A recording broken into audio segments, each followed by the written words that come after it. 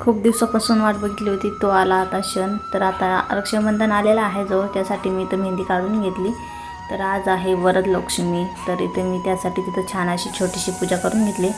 तर दारावर उंबरवट्याची पूजा करून घेतली. आधी हळदीचं लेपन केलं, त्याच्यावर हळदी कुंकू वाहिलं आणि छान अशी दोन्ही साईडला मी कमळाची फुलं काढून घेतली आणि खाली पण छान असं वेल काढून घेतला. धूप दीप ओवाळून घेतलं. तर छान प्रकारे मी इथं आज उंबरवट्याची माझी पूजा झालेली आहे. तर इथं मी फुलं ते वाहून घेते. तर बघू शकता तुम्ही, मी इथं फुलं पण ठेवले. तर चला आता मी तुम्हाला माझी पूजा दाखवते.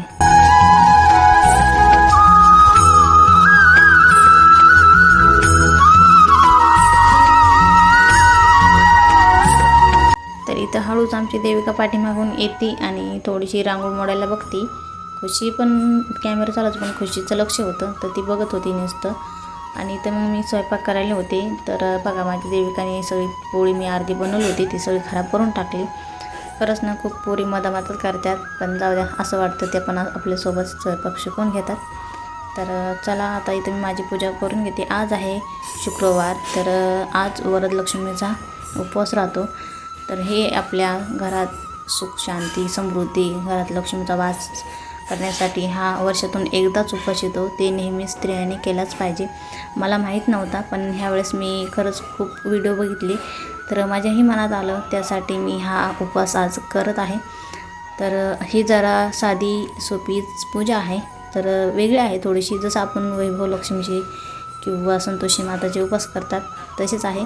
पण यामध्ये आपण ज्यावेळेस कलश भरतो त्यावेळेस आपण पाण्याने कलश भरला जातो, पण इथं त्यावेळेस तसं करायचं नाही.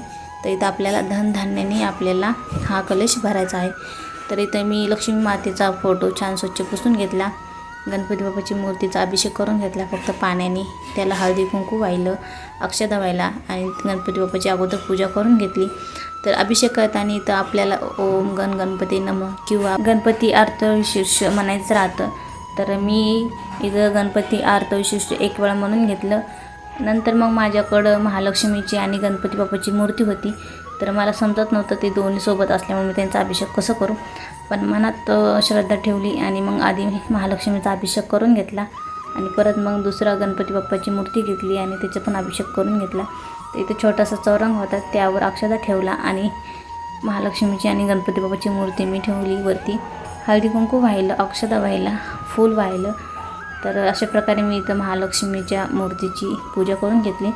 आता पाठीमागं माझ्याकडं महालक्ष्मीचा फोटो होता, तर त्याची पण मी हळदी कुंकू लावून पूजा करून घेतली. तर वरदलक्ष्मीचा उपासना तर वर्षातून एकदाच येतो. ज्या दिवशी रक्षाबंधन असतो त्याच्या आदल्या दिवशी हा उपवास केला जातो. तर आपल्या पूर्ण महाराष्ट्रामध्ये तर हा उपवास केला जातो, पण मला या उपवासाबद्दल काहीच माहीत नव्हतं. मी थोडीशी तुम्हाला बोलले, व्हिडिओ बघितले, त्यामुळं मला हा उपवास कसा करायचा त्याबद्दल मी यूट्यूबवर माहिती सर्च केली आणि मला माहीत झालं. तर आज मी हा उपवास मनाभावातून आणि पूर्ण श्रद्धेने करत आहे. तर इथं आपल्याला, मी तुम्हाला बोललेच होते, आपल्याला पाण्याने नाही तर आपल्या धनधान्याने कलश भरायचा आहे. तर मी इथं माझा कलश घेतला, त्यामध्ये तांदूळ टाकले आणि आपल्याला कोणताही मंत्र याच्यात धनधान्य टाकतानाच म्हणायचं आहे. तर मी इथं सर्व मांगल्ये शिवे सर्वार्थ साधिके शरण्ये त्र्यंबके गौरी नारायणी नमस्तुते या मंत्राचा जप करत मी कलशमध्ये धान्य टाकलं, म्हणजे तांदूळ टाकलं.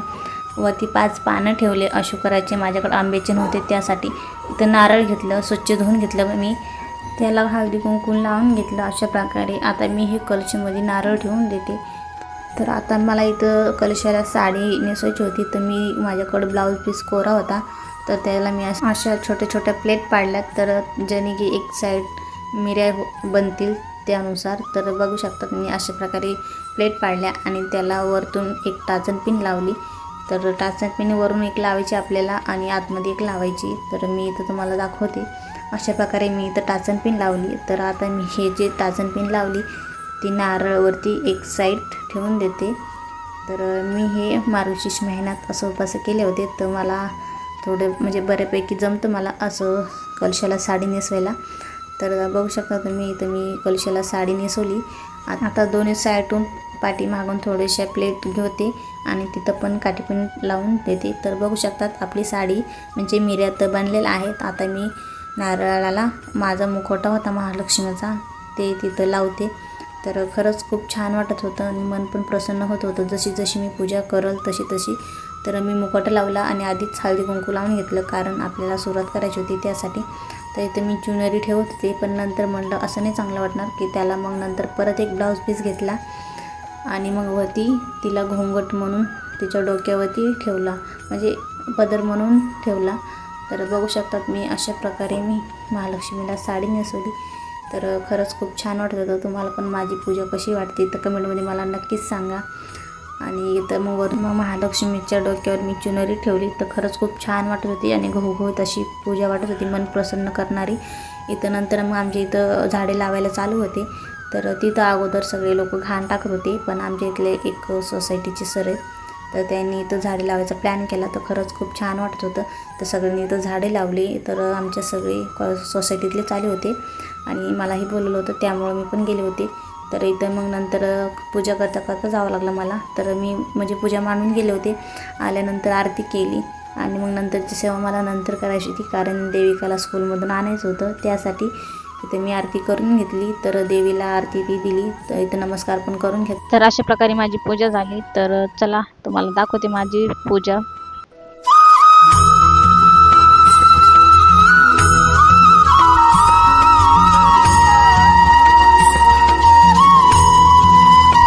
तर तुम्हाला मी परत एकदा सांगते, माझी पूजा तुम्हाला कशी वाटते कमेंटमध्ये नक्कीच सांगा.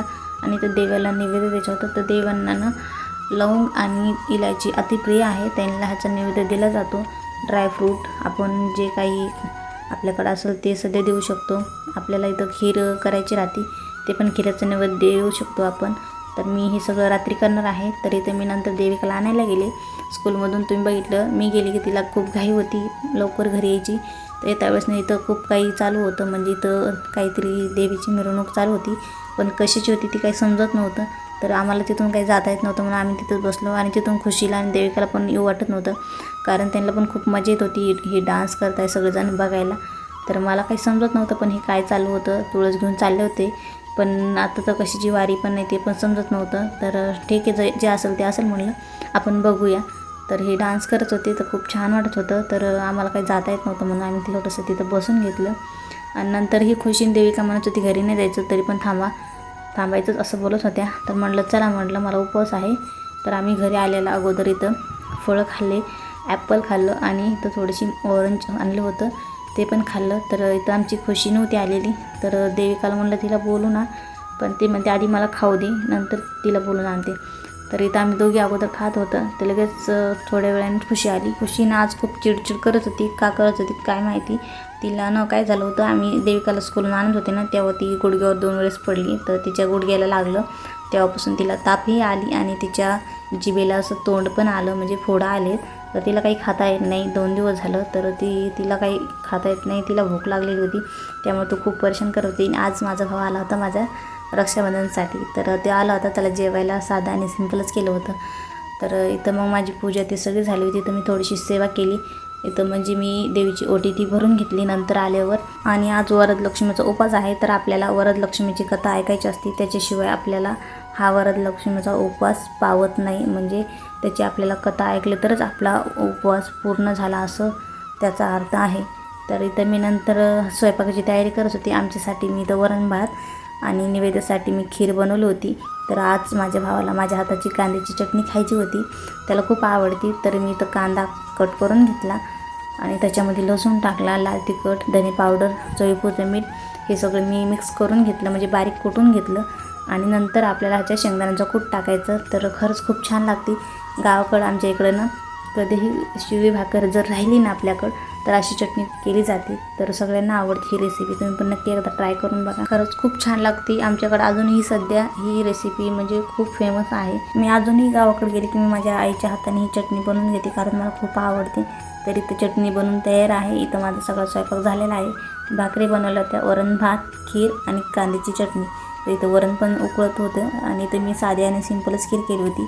खूप मध्ये केली होती. इथं मी दूध गरम केलं, त्याच्यामध्ये साखर टाकली, नंतर थोडंसं तूप टाकलं आणि आपण भात बनवला होता ना, ते 2 चमचे मी याच्यामध्ये टाकून दिलं आणि चांगलं 10 मिनटं कमी गॅसवर छान असं शिजून दिलं आणि वरतून तुपाची धार सोडली. तर झटपट अशी बनणारे मी ही लवकर भात म्हणा किंवा खीर म्हणा, साधी सिंपल प्रकारे मी इथं बनवून घेतली नैवेद्यासाठी. तर इथं मी लगेच संध्याकाळची दिवाबत्ती करून घेतली. तर मी इथं 3 दिवे लावले होते, एक तुळशीला, एक दरवाजापाशी आणि एक मंदिरात, आणि एक चौथा मी महालक्ष्मीच्या पूजेपाशी सगळं ठेवून दिलं होतं, म्हणजे वरदलक्ष्मीच्या पूजेपाशी. तर इथं मी रात्री परत हळदी कुंकू लावून पूजा करून घेतली, धूपदीप ओवाळलं आणि आरती करून घेतली. इथं देवांना नैवेद्य द्यायचा होता, तर मी देवासाठी इथं ताट करून ठेवलं होतं आणि छोटं तांबण आहे माझ्याकडं, तर ती देवासाठी इथं भरून घेतलं होतं मी. तर देविकाला तेच तांबणामध्ये पाणी प्यायचं होतं, तिला देत नव्हती म्हणून ती खरंच खूप परेशान करत होती मला. तर इथं मी देवासाठी इथं नैवेद्य काढून ठेवला. तर आता मी देवाला नैवेद्य देते आणि देवीला काही चुकलं असलं तर क्षमा मागून घेते. तर आजची माझी सेवा पावन करून घे असं मी देवीला बोलते इथं आरती केल्यानंतर.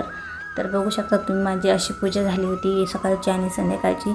तर पुन्हा एकदा सांगते, प्लीज माझ्या चॅनलला सबस्क्राईब करायला विसरू नका, व्हिडिओला लाईक करा, शेअर करा. आणि आजच्यासाठी फक्त एवढंच. तुम्हाला पुन्हा एकदा वरदलक्ष्मीच्या आणि शुभ श्रावण शुक्रवारच्या खूप खूप शुभेच्छा. तर आता आम्ही जेवण करतो आणि जेवण झाल्यानंतर आपल्याला भांडे तर घासूच लागतात, कारण संध्याकाळी भांडे घासून ठेवले ना तो कॉक्रोच होत नाही आणि घरात काही घाण पण होत नाही त्यासाठी. तर इथं मी भांडे घासून घेते. तर चला, आजच्यासाठी फक्त एवढंच. भेटू अशाच पुढच्या ब्लॉगमध्ये. तोपर्यंत बाय बाय. श्री स्वामी समर्थ.